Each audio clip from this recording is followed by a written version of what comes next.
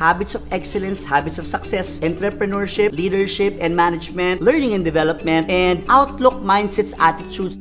Hello world! Welcome to AskLouieB. You ask the questions, I'll give the answers. You interrupt a client who's dominating the conversation. Wait for the client to pause. Wait for the client to breathe. The client will pause to breathe at a certain point. And the best way to interrupt is to mention the client's name. Because everybody responds to that beautiful sound, our name. When we mention the client name, the person will stop, then quickly say your piece. Practice a lot of flexibility when you're dealing with executive audiences because they will ask you to go back, or move forward, and they would nod and say, I got it. When they're saying, I got it, that means you have to rush your presentation.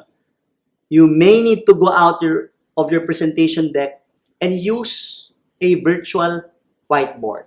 I know that some video platforms allow for the use of a virtual whiteboard if you need to sketch or write something or spell out a word or a name, you can have that option.